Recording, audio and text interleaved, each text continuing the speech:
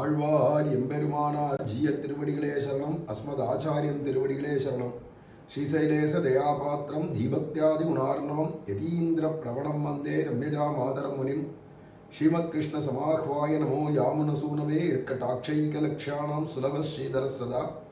மன்னுயிர்கள் இங்கே மணவாள மாமுனிவன் பொன்னடியாம் செங்கமலப் போதுகளை உன்னிச் சிரத்தாலே தீண்டில் அமானவனும் நம்மை கரத்தாலே தீண்டல் கடன்.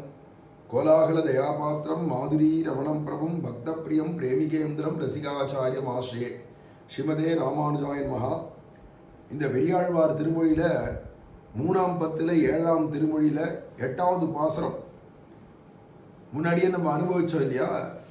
நாயகியினுடையதான முக சௌந்தரியத்தை, நாமத்தினால ஏற்பட்ட முக லாவண்யத்தை, முக சௌந்தரியத்தை பார்த்து அது ஆக்கர்ஷகமாக இருக்கிறது அந்த தாயாருக்கு, அவள் அம்மாவுக்கு.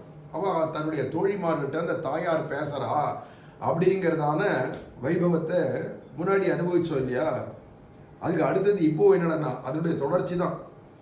இதில் காரை பூணும் கண்ணாடி காணும் தன் கையில் வளை கொடுக்கும் கூரை உடுக்கும் அயர்க்கும் தன் கொவ்வை செவ்வாய் திருத்தும் தேரி தேரி நின்று 1000 பேர் தேவன் திறம் பிதற்றும் மாறில் மாமணிவண்ணன் மேல் இவள் மாலுருகின்றாளே அப்படின்னு. இதில் அவள் அம்மாவுடைய, இது ஆண்டாளை பற்றி தானே சொல்கிறார் பெரியாழ்வார். தன்னுடைய பொண்ணை பற்றி தான் சொல்லிட்டு வர்றார். தான் இந்த ஆண்டாளுக்கு அம்மாவாக இருந்து பேசுகிற பேச்சு பெரியாழ்வார். அப்படி பேசிச்சே ஆண்டாள் என்ன பண்ணுறாருன்னா, கண்ணனை காதலிக்கிறதோடு இல்லாத அந்த நம்பெருமாளை திருக்கல்யாணம் பண்ணிக்கிறது. இன்னைக்கு திருக்கல்யாணம்ன்ற தியானத்தில் தன்னைத்தானே பூர்ணமாக மணமகளாக அலங்காரம் பண்ணிக்கிற ஒரு அழகு. காரை பூணும் கண்ணாடி காணும் தன் கை வளை உலுக்கும் கூரை உடுக்கும் அயர்க்கும்னு அவள் அம்மாவுடையதான ஏதோ கூரை புடவை இருந்திருக்கு இல்லையா, பட்டு புடவை கல்யாணத்துக்கு வாங்கினது, அதை எடுத்து இவ உடுத்திக்கிறாளாம். உடுத்திண்டு அதோடு இல்லாத தன் கையில் நிறைய வளையல்கள்லாம், அம்மாவுடைய வளையல்கள்லாம் தானே எடுத்து போட்டுண்டு தன்னுடைய கொவ்வை செவ்வாயெல்லாம் அழகாக திருத்திண்டு அதுக்கப்புறமா கண்ணாடியில் போய் எட்டி பார்த்துண்டு தேரி தேரி நின்று 1000 பேர் தேவன் திறம் பிதற்றும் மாறில் மாமணிவண்ணன் மேல் இவள் மாலுருகின்றாளே. அந்த மணிவண்ணன்ட்டு இப்படி பரமப்பிரேம கொண்டு ஒழுகிறாளே என் பொண்ணு, இது அலௌகீகமாக இருக்க. உலகத்தில் எல்லா பொண்ணுகளும் தான் இருக்குது, என் பொண்ணு மட்டும் இப்படி விசேஷமாக இருக்காளே அப்படின்னு சொல்லிச்சே. பொதுவாக சாஸ்திரம் எப்படி சொல்கிறது அப்படின்னா, கன்யா வரையதே ரூபம் அப்படின்னு சொல்கிறது. ஒரு பொண்ணுக்கு ஒரு வரனை பார்க்கணும்னு சொன்னால் முதல்ல அந்த பொண்ணு எதை விரும்புண்டானா அந்த பையனுடையதான அழகை தான் விரும்பும். அப்புறமா குலமிச்சந்தி பாந்தவாகான்னு அவன் என்ன உயர்ந்த குலம் கோத்திரம்லாம் இருக்கான்னு பந்துக்கள்லாம் பார்ப்பா. அவனுக்கு எவ்வளோ வித்தம் இருக்குது, பைசா எவ்வளோ இருக்குது, என்ன சம்பாதிக்கிறான், அவன் என்ன படிச்சிருக்கான் போன்றவைகளெல்லாம் பார்ப்பா அம்மா அப்பாலாம். இப்படி ஒவ்வொருத்தரும் ஒவ்வொன்று பார்த்து தான் அந்த எல்லாருமா குடும்பத்தை எல்லாருமா கூடியிருந்து இந்த பையன் நம்ம பார்த்து பொண்ணுக்கு சரியாக இருக்கும் அப்படின்னு தேர்ந்தெடுப்பா இல்லையா கல்யாணத்துக்கு. அதை மாதிரி என்றைக்குமே கன்னிகையாக இருக்கிறவளுக்கு எது அந்த பையன்கிட்ட முக்கியமாக பார்ப்போன்னா, அவன் படிச்சிருக்கானா அது இருக்கட்டும், அவன் குணவானா அதுவும் இருக்கட்டும், அவன் தனவானா அதுவும் இருக்கட்டும், முக்கியமாக அவனுக்கு என்னென்னா ரூபவான் அப்படின்னு, ரூபமுடையவனா இருக்கானா, அழகான ரூபத்தோடு இருக்கானான்னு பார்க்குறது தானே. அதனால இங்கே ஆண்டாளாகிய நாயகி எப்படி இருக்காடான்னா அவனுடைய ரூபத்தில் தானே மயங்கிறான். மாறில் மாமணி வண்ணன் மேல் இவள் மாலுருகின்றாளே அப்படின்னார். அதில் தேரி தேரி அப்படின்னு அவள் இருந்து இருந்து என்ன பண்ணுறான்னா மறுபடியும் பகவானுடைய 1000 நாமங்கள்லேருந்து பேசுகிறாளாம். தேரி தேரி நின்று 1000 பேர் தேவன் திறம் பிதற்றும். 1000 பகவானுக்கு நாமங்கள் இருந்தாலும் அதில் அவனுடைய ரூப சௌந்தரியத்தை குறிக்கக்கூடிய நாமங்களையே சொல்லிட்டு இருக்கா திருப்பி. இப்போ உதாரணத்துக்கு நீலமேக ஷியாமலா, பவளவாய், கமலச்செங்கன் இப்படிலாம் சொல்கிறோம் இல்லையா? ரூப சௌந்தரியத்தை தானே சொல்கிறது. பச்சை மாமலை போல் மேனி அப்படின்னு இந்த மாதிரி ரூப சௌந்தரியங்களையே சொல்லிட்டு புண்டரீகாட்சா இந்த மாதிரி. அப்போ பகவானுடைய 1000 நாமங்கள் இருந்தாலும் அதில் நாமத்திலேயே சகஸ்நாமத்திலேயே எடுத்துக்கிட்டா விஷ்ணு சகஸ்நாமத்தில் அவனுடைய ரூப சௌந்தரியத்தை வர்ணிக்கக்கூடிய நாமங்கள் உண்டு. அதே மாதிரி அவனுடையதான குணத்தை வர்ணிக்கக்கூடிய நாமங்கள் உண்டு, அவனுடைய லீலைகளை வர்ணிக்கக்கூடிய நாமங்கள் உண்டு, அவதாரங்களை விசேஷத்தை சொல்கிற நாமங்கள் உண்டு.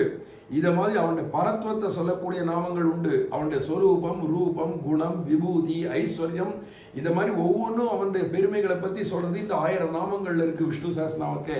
அதில் இந்த நாயகிக்கு அதெல்லாம் முக்கியம் இல்லை, அவளுக்கு அந்த ரூப சௌந்தரியத்தை சொல்கிற நாமம் தானா. அதனால அதுலேயே தேரி தேரி அந்த 1000 நாமங்களை எடுத்து அலசி அலசி பார்த்துட்டு அதை ரூப சௌந்தரியத்தை சொல்ற நாமமா பொறுக்கி எடுத்துட்டு அதையே பிதற்றின்னு இருக்கலாம். அதனால இங்க அழகா சொல்றார் வியாக்கியானத்துல சுவாமி மனவாள மாமனிகள், தேவோ நாம சகசிரவான் என்கிறபடியே தன் குணச்சேஷ்டிதங்களுக்கு வாச்சகமான 1000 திருநாமங்களை உடையவனாய் அவை எல்லாவற்றிலும் மனோகரமான வடிவழகை உடையவனுடைய பிரகாரங்களை அவற்றினுடைய ரசதையாலே கலங்கி அளவுகட பேசா நிற்கும் அப்படிங்கிறார்.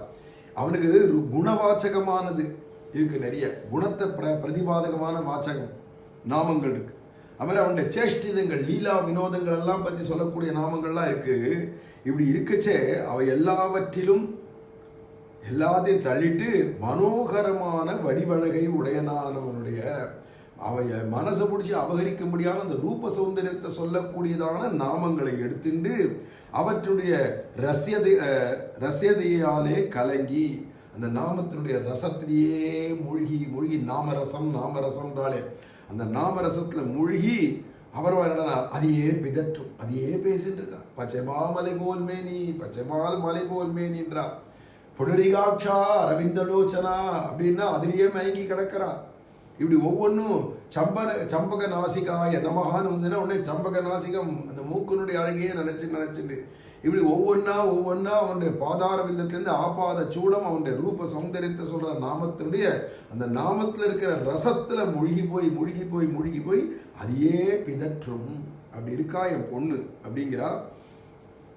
அதை பரிபூர்ணமா அனுபவிக்கிறது. அப்போ உனக்கு பகவானுடைய ரூபத்தில் ஈடுபாடுன்னா அதனுடைய நாமங்கள், குணத்தில் ஈடுபாடுன்னா அதனுடைய நாமங்கள், அவதாரத்தில் ஈடுபாடுனா அதனுடைய நாமங்கள், பரத்துவத்தில் ஈடுபாடுனா அதனுடைய நாமங்கள். யார் யாருக்கு எந்தெந்த விஷயத்தில் பகவான்கிட்ட ஈடுபடுறதோ மனசு அதுக்குரிய நாமங்கள் உடையவன். பேர்கள் 1000 நாமங்கள் உடையவன். அதில் அத்தனையும் வச்சு அவாவா எதுல ஊற்றமோ அதனுடைய நாமத்தை ரசிக்கிறது. அப்படிதான் ஜீவாத்மாக்களுக்கு பொழுதுபோக்கு காலக்ஷேபம் அப்படிங்கிறத காட்டுறாருங்க. ஸ்ரீமதே ராமானுஜாய நமஹா.